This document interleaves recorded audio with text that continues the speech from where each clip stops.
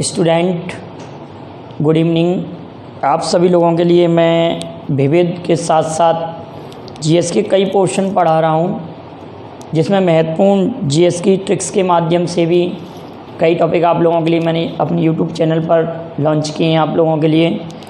और current GS तो मैं आप लोगों को लगातार बना ही रहा हूँ। करंट जीएस में आज मैं 2 दिन का 6 जून और 7 जून का करंट जीएस और साथ साथ में कुछ रिवीजन पॉइंट भी लेकर आया हूँ। कुछ रिवीजन पॉइंट भी हैं इसमें, जिसमें आप देखेंगे कि आपके लिए लगभग 10 और ये 2 क्वेश्चन और 12 क्वेश्चन लिखे हुए हैं। क्लियर आ रहा है? कोई प्रॉब्लम तो नहीं है? चलिए तो आगे देखते हैं इसमें क्या क्या लिखा हुआ है, ये देखते हैं। यहाँ पर लिखा हुआ 5 जून लिखा हुआ है। तो आप सभी लोग जानते हैं कि अभी 5 जून महीने में हमने 5 जून को विश्व पर्यावरण दिवस मनाया है। 5 जून को। और एक मैंने वीडियो जून महीने के सभी दिवस की एक वीडियो भी बना चुका हूँ, तो अब उसको भी रिवाइज कर लें। तो विश्व पर्यावरण दिवस, वर्ल्ड इन्वायरमेंट डे, विश्व पर्यावरण दिवस 5 जून को मनाया जाता है। विश्व पर्यावरण दिवस 5 जून को मनाया जाता है। समय और प्रकृति तथा जैव विविधता इसकी थीम रही है। तो जैव विविधता, कई बुक में जैव विविधता दिया है, इसकी थीम क्या है? जैव विविधता। आप याद रखेंगे 5 जून को विश्व पर्यावरण दिवस मनाया जाता है, वर्ल्ड इन्वायरमेंट डे मनाया जाता है। अब हमारे पास अगला पॉइंट है 6 जून। 6 जून को आप लोगों को मैंने जब वीडियो बनाया था जून महीने के महत्वपूर्ण दिवस, उसमें एक इम्पोर्टेंट डे बताया था कि 6 जून को ओलंपिक समिति का स्थापना दिवस। क्या पढ़ाया था बेटा? ओलंपिक तो आप सभी लोग जानते हैं। ओलंपिक समिति का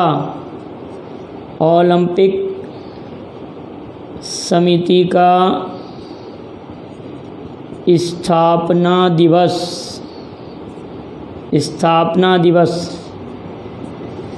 ओलंपिक समिति का स्थापना दिवस। अब पिछले वीडियो में कुछ बच्चों ने इसका कमेंट करके जवाब नहीं भेजा। बेटा आप लोग ऐसा क्यों करते हैं?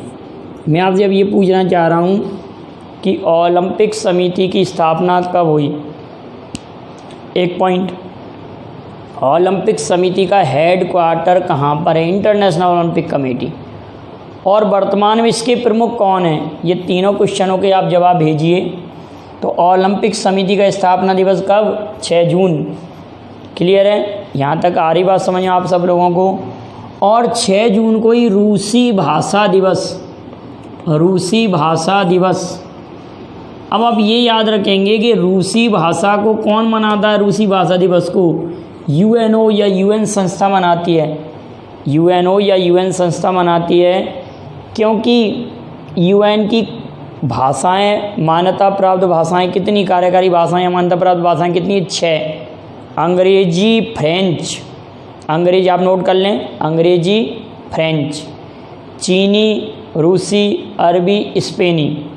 अंग्रेजी, फ्रेंच, चीनी, रूसी, अरबी, स्पेनी। ये आपके पास 6 भाषाएं जो मान्यता प्राप्त हैं, किसमें? यूएनओ द्वारा।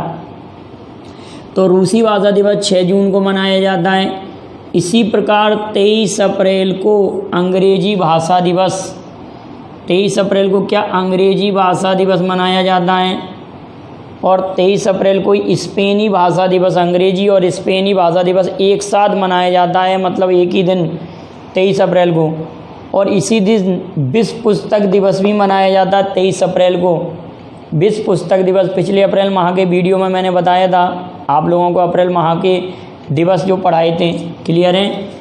और 30 मई को हिंदी पत्रकारिता दिवस, हिंदी की पत्रिका उर्दंत मार्तंड का प्रकाशन हुआ था 30 मई को। उर्दंत मार्तंड। अब आप ये बताएंगे किस तारीख को हुआ था इसका प्रकाशन? उर्दंत मार्तंड। और उर्दंत मार्तंड के राइटर कौन है? जरूर से जरूर आप भेजें इस बात को कि राइटर कौन है और कब उसका, इसमें हिंदी पत्रकारिता दिवस स्पेनी और अंग्रेजी 23 अप्रैल 20 अप्रैल को फ्रेंच भाषा दिवस, फ्रेंच भाषा दिवस 20 अप्रैल को फ्रेंच भाषा दिवस याद रखेंगे। 20 अप्रैल को फ्रेंच भाषा दिवस। 18 दिसंबर को अरबी भाषा दिवस, अरबी भाषा दिवस। अब आती है बात हिंदी दिवस और विश्व हिंदी दिवस। राष्ट्रीय हिंदी दिवस कब मनाया जाता है आप सभी लोग जानते हैं। राष्ट्रीय हिंदी दिवस 14 सितंबर, क्योंकि 14 सितंबर 1949 को हिंदी को भारत की राजभाषा घोषित किया गया था। राष्ट्रीय भाषा नहीं बेटा, ध्यान रखना, राजभाषा, राजभाषा घोषित किया गया था 14 सितंबर 1949 को। इसलिए राष्ट्रीय हिंदी दिवस 14 सितंबर को, जबकि विश्व हिंदी दिवस 10 जनवरी को मनाया जाता है। कब मनाया जाता है विश्व हिंदी दिवस? 10 जनवरी को। 10 जनवरी 1975 को नागपुर में पहला विश्व हिंदी सम्मेलन हुआ था। इसलिए 10 जनवरी 1975 को, 10 जनवरी 1975 को से ही 10 जनवरी 1975 के उपलक्ष्य में ही 10 जनवरी को विश्व हिंदी दिवस मनाया जाता है।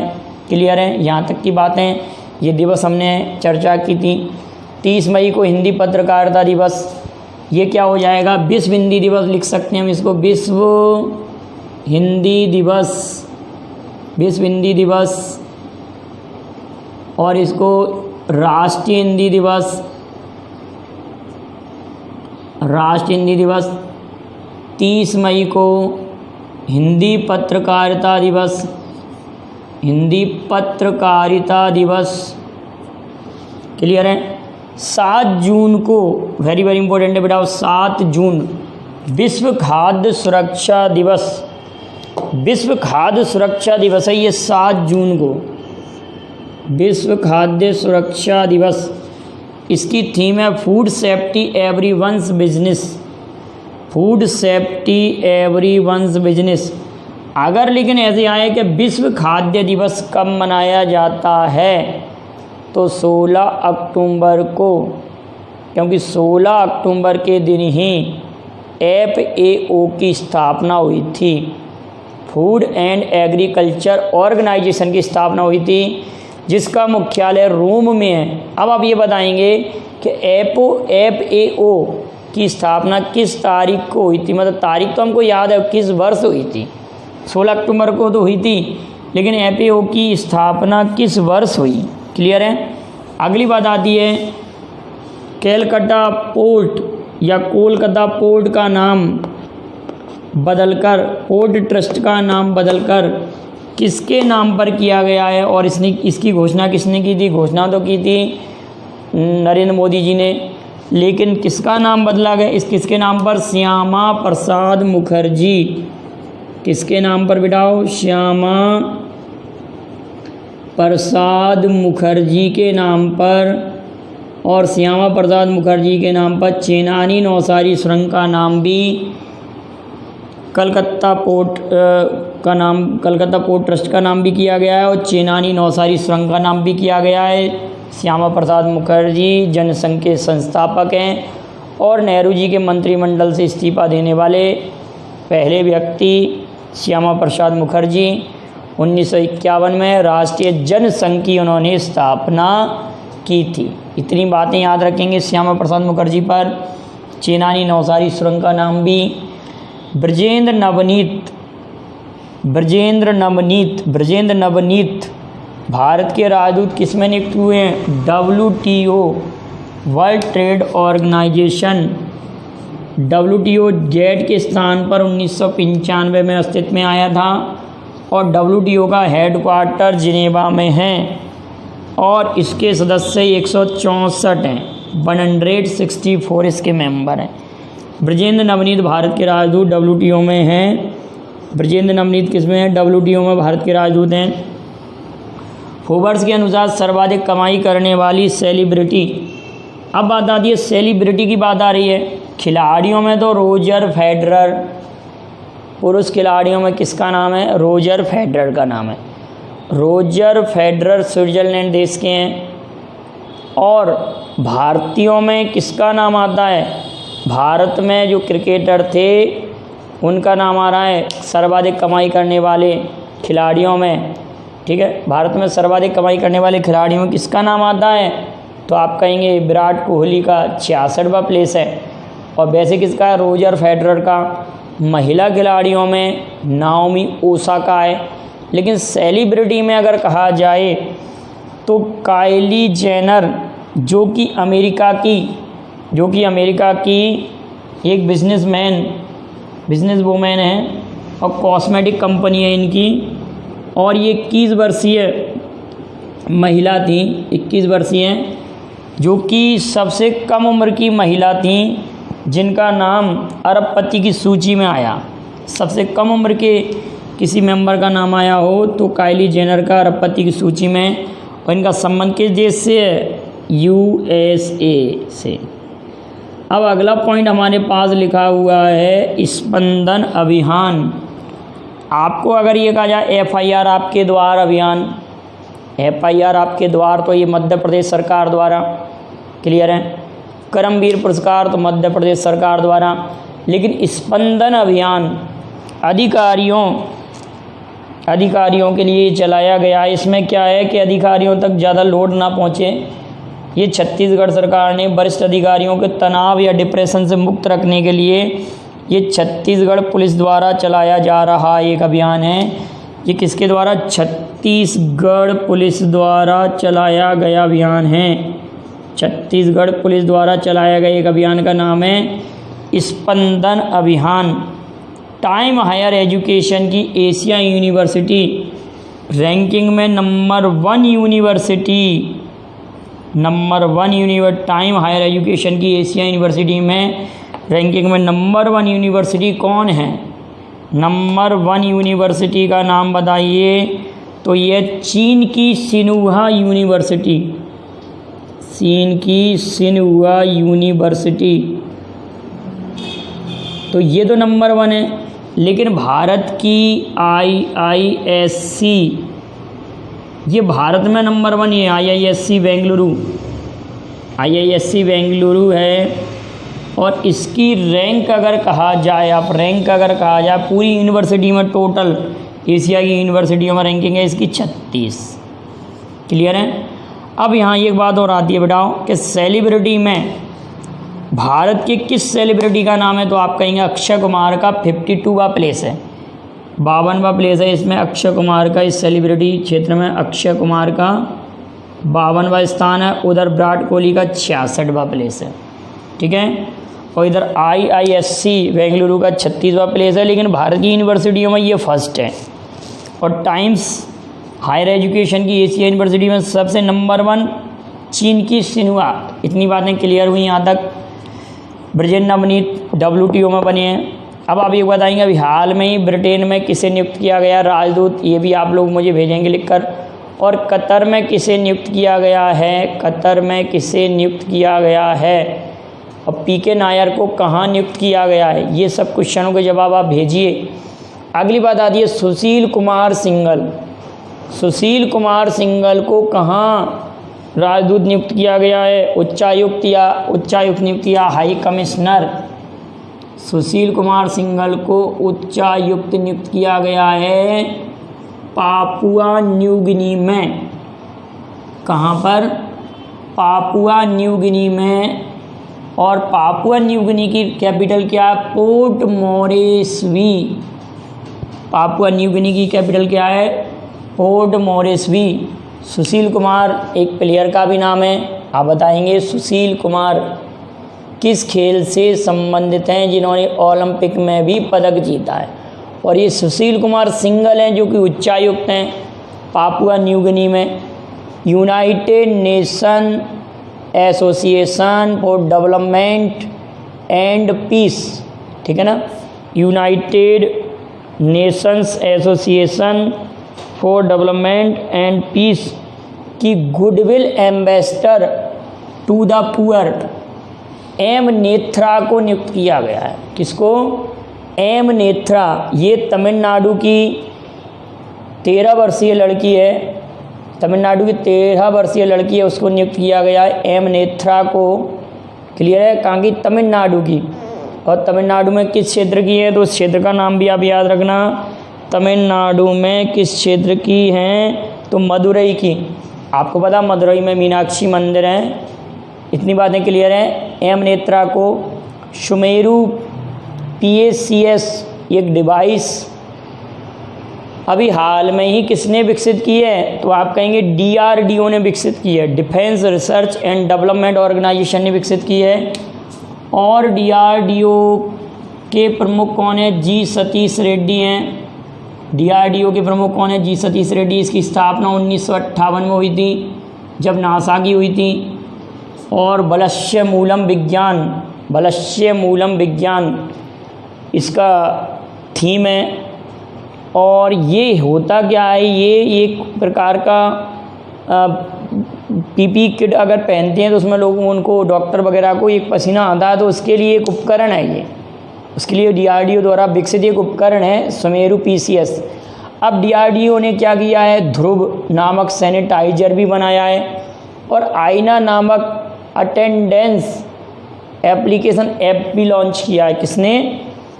DRDO ने। और UV ब्लास्टर कीटाणु शोधन टावर भी विकसित किया है। किसने? DRDO ने। इतनी बातें DRDO पे आप याद रखेंगे। तो आप ये बताएंगे DRDO का हेड क्वार्टर कहाँ पर स्थित है? DRDO का हेड क्वार्टर मुख्यालय कहाँ पर है? अगली बता दी UV ब्लास्टर क्या है? कीटाणु शोधन टावर का नाम है। ये भी DRDO ने ही विकसित किया है। अब कुछ रिवीजन पॉइंट मतलब रिवाइज के लिए मैंने कुछ पिछले क्वेश्चन लिए हैं। अब देखते हैं आप लोगों को कितना याद रहता है। Our solution are in nature किस दिवस की थीम थी? Our solution are in nature किस दिवस की थीम थी? तो आप कहेंगे जैव विविधता दिवस। किसकी थीम थी? जैव विविधता दिवस बायोडाइवर्सिटी डे। और बायोडाइवर्सिटी डे मनाया जाता 22 मई को। कई बार बोल चुका हूँ बेटाओं मैं, विश्व जैव विविधता दिवस 22 मई को मनाया जाता है। और आप बताएंगे कि जैव विविधता शब्द किसने दिया था? जैव विविधता शब्द किसने दिया था? इतनी बात क्लियर है। इंटरनेशनल टी डे 21 मई को मनाया जाता है। और इंटरनेशनल बी डे 20 मई को मनाया जाता है। इंटरनेशनल कॉफ़ी डे 1 अक्टूबर को मनाया जाता है। 1 अक्टूबर को इंटरनेशनल कॉफ़ी डे। और कॉफ़ी डे के दिन ही क्या मनाया जाता है? विश्व वृद्धजन दिवस। इंटरनेशनल वृद्धजन दिवस भी मनाया जाता है 1 अक्टूबर को। और इंटरनेशनल कॉफ़ी डे भी मनाया जाता है। इंटरनेशनल डे फॉर मिडवाइफ्स ऐसे भी कह सकते हैं। ये 5 मई को मनाया जाता है। ग्लोबल एनर्जी ट्रांजिशन इंडेक्स ये कौन सी संस्था जारी करती है? इसका जवाब तो आप देंगे। लेकिन इस इंडेक्स में भारत की रैंक 74। भारत की रैंक कितनी है? 74, 74। अगला पॉइंट है लोक लेखा समिति के अध्यक्ष कौन है? कांग्रेस के अधीर रंजन। लोक लेखा समिति के अध्यक्ष कौन है? कांग्रेस के अधीर रंजन चौधरी। रविन्द्रनाथ टैगोर की 7 मई 2020 को कौन सी जयंती मनाई? देखो इसको हम ऐसे याद कर सकते हैं। अगर आपको रविन्द्रनाथ टैगोर का डेट ऑफ बर्थ पता है तो 7 मई 1861 को उनका जन्म हुआ था। अगर 2020 में से आप 1861 घटाएंगे तो डेफिनेट 159 ही बचेगा। या 1861 में 159 ऐड करेंगे 10 की 0 हासिल 1, 6 6 12 की 2 हासिल 1। 2020 आया कि नहीं आया? ऐसे भी आप पता कर सकते हैं।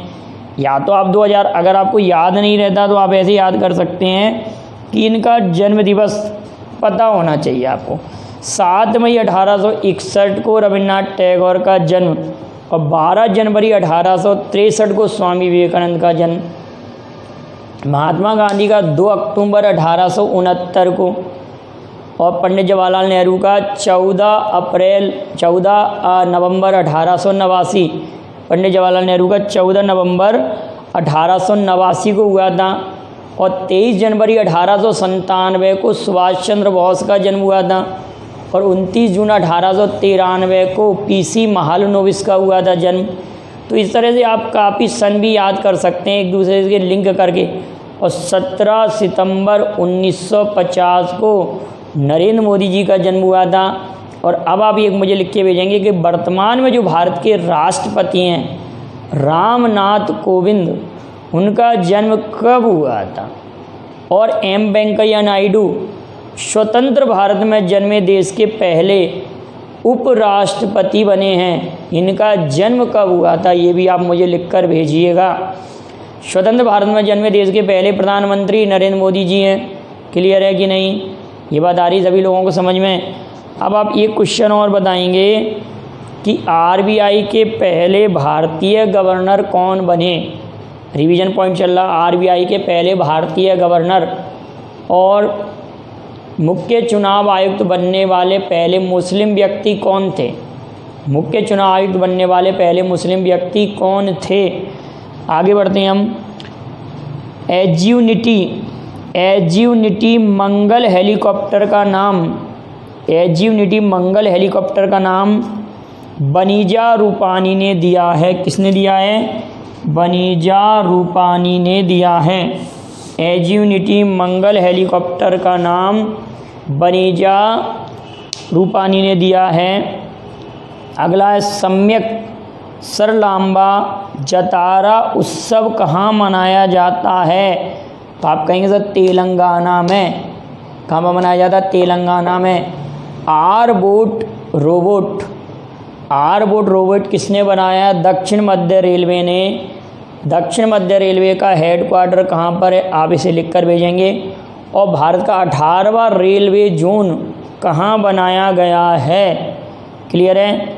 और फ्लेमिंगो फेस्टिवल कहाँ मनाया जाता है, फ्लेमिंगो फेस्टिवल, तो आप कहेंगे आंध्र प्रदेश में। फ्लेमिंगो फेस्टिवल आंध्र प्रदेश में।